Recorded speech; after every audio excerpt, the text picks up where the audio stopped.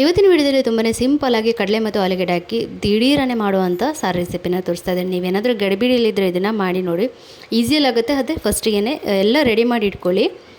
ಒಂದು 2 ಗ್ಯಾಸ್ ಇದ್ದರೆ ಒಂದರಲ್ಲಿ ಅನ್ನ ಒಂದರಲ್ಲಿ ಕಡಲೆ ಬೇಯಿಸ್ಲಿಕ್ಕೆ ಇಟ್ಕೊಳ್ಳಿ, ಬಾಕಿ ಎಲ್ಲ ರೆಡಿ ಮಾಡಿ ಇಟ್ಕೊಳ್ಳಿ, ಈಸಿ ಆಗಿಬಿಡುತ್ತೆ. ಸೊ ಬನ್ನಿ ಇದನ್ನು ಹೇಗೆ ಮಾಡೋದಂತ ನೋಡೋಣ.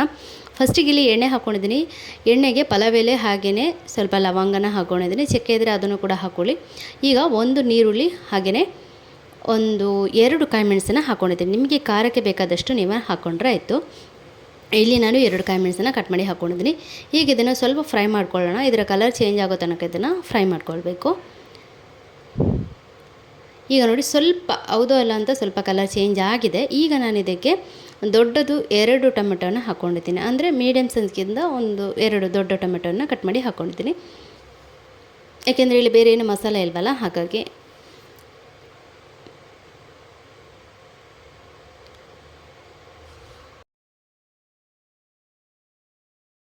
ಈಗ ನಾನು ಮುಚ್ಚಿ ಒಮ್ಮೆ ಮ್ಯಾಶ್ ಮಾಡ್ಕೊಂಡಿದ್ದೀನಿ. ಅಂದರೆ ಮುಚ್ಚಿ ಬೇಯಿಸೋದ್ರಿಂದ ಬೇಗನೆ ಬೆಂದೋಗಿಬಿಡುತ್ತೆ. ಈಗ ನಾನಿಲ್ಲಿ ಗರಂ ಮಸಾಲ, ಚಿಕನ್ ಮಸಾಲ, ಅರಿಶಿನ ಹಾಗೆಯೇ ಕೊತ್ತಂಬರಿ ಪುಡಿ, ಜೀರಿಗೆ ಪುಡಿ, ಉಪ್ಪು ಎಲ್ಲ ಸೇರಿಸ್ಕೊಂಡಿದ್ದೀನಿ. ಸ್ವಲ್ಪ ಪೆಪ್ಪರ್ನ ಕೂಡ ಸೇರಿಸ್ಕೊಂಡಿದ್ದೀನಿ, ಆಯಿತಾ. ಈಗ ಇದನ್ನು ಹಾಕಿದ ತಕ್ಷಣವೇ ನೋಡಿ ಕಲರ್ ಚೇಂಜ್ ಆಯಿತು. ಇನ್ನು ಜಾಸ್ತಿ ಫ್ರೈ ಮಾಡಲಿಕ್ಕೆ ಹೋಗ್ಬಿಡಿ, ಸಿದೋಗ್ಬಿಡುತ್ತೆ, ಮತ್ತು ಅದರ ಟೇಸ್ಟ್ ಚೆನ್ನಾಗಿ ಬರೋಲ್ಲ. ಈಗ ಒಂದು ಸರಿ ಇದನ್ನು ಈ ರೀತಿ ತಿರುವು ಆದಮೇಲೆ ಇದಕ್ಕೆ ಬೇಯಿಸಿರೋವಂಥ ಕಡಲೆಯನ್ನು ಹಾಕ್ಕೊಳ್ತಾ ಇದ್ದೀನಿ. ಕಡಲೆಗೂ ಅಷ್ಟೇ ಅರ್ಧ ಟೊಮೆಟೊ, ಅರ್ಧ ನೀರುಳ್ಳಿ, ಕಡಲೆ, 2 ಆಲೂಗಡ್ಡೆ ಇಷ್ಟನ್ನು ಹಾಕ್ಕೊಂಡು ಚೆನ್ನಾಗಿ ಬೇಯಿಸ್ಕೊಂಡಿದ್ದೀನಿ, ನೋಡ್ತಾ ಇದ್ದೀರಲ್ಲ. ಈಗ ಇದಕ್ಕೆ ನೀರನ್ನ ಸೇರಿಸ್ಕೊಳ್ತಾ ಇದ್ದೀನಿ. ನೀವು ಹೆಚ್ಚು ಸಾರು ಬೇಕು ಅನ್ನೋದ್ರೆ ಆ ರೀತಿ ಮಾಡ್ಕೊಳ್ಬೋದು, ಅಥವಾ ಗ್ರೇವಿ ಬೇಕು ಅನ್ನೋದ್ರೆ ನೀರನ್ನ ಕಮ್ಮಿನ ಹಾಕ್ಕೊಳ್ಬೋದು. ನಮಗೆ ಮತ್ತು ತೆಂಗಿನ ಹಾಲನ್ನು ಕೂಡ ಹಾಕೋದಕ್ಕಿದೆ, ಹಾಗಾಗಿ ಸ್ವಲ್ಪನೇ ನಾನು ನೀರನ್ನ ಸೇರಿಸ್ಕೊಂಡಿದ್ದೀನಿ. ಈಗ ಇದಕ್ಕೆ ಒಂದು ಸ್ವಲ್ಪ ಲಿಂಬೆಹಣ್ಣಿನ ರಸವನ್ನು ಹಾಕ್ಕೊಳ್ತಾ ಇದ್ದೀನಿ, ಆಯಿತಾ. ಲಿಂಬೆಹಣ್ಣಿನ ರಸ ಹಾಕಿದ ಮೇಲೆ ನೋಡಿ ಈ ರೀತಿ ಒಂದು ಸಾರಿ ಮಿಕ್ಸ್ ಮಾಡ್ಕೊಳ್ಳಿ. ಈಗ ನೋಡಿ ಚೆನ್ನಾಗಿ ಕುದೀತಾ ಇದೆ ಅಲ್ವಾ, ಸ್ವಲ್ಪ ನೀರಿನ ಅಂಶ ಕಮ್ಮಿ ಆಗಿದೆ. ಈಗ ದಪ್ಪ ತೆಂಗಿನ ಹಾಲನ್ನ ಹಾಕ್ತಾಯಿದ್ದೀನಿ, ಆಯಿತಾ. ದಪ್ಪ ತೆಂಗಿನ ಹಾಲನ್ನ ಹಾಕ್ತಾಯಿದ್ದೀನಿ, ಯಾಕೆಂದರೆ ಆಲ್ರೆಡಿ ನೀರು ಹಾಕಿದ್ದೀನಿ.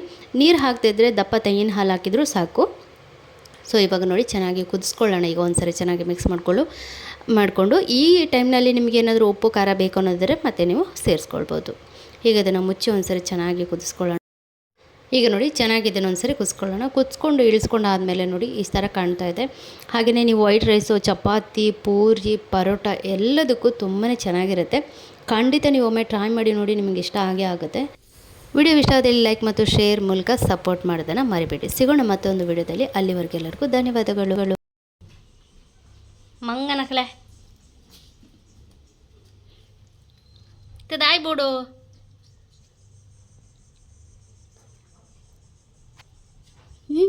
ತೂಲ ದೇವರೇ, ಒಂದು ದಾಂದ ಅವಸ್ಥೆ ಚಿಂಟು ನಿನ್ನ.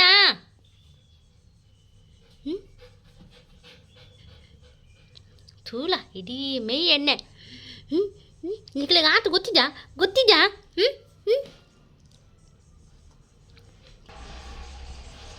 ಇದಾದವಳು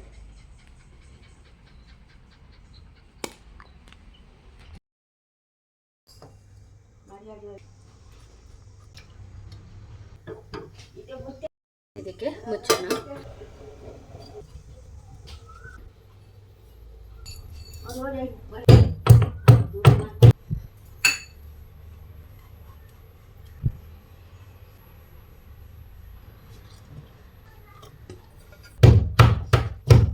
ಕಾಯಿ ಮೆಣಸು ಹಾಕಿ ನಾನು ಇದನ್ನು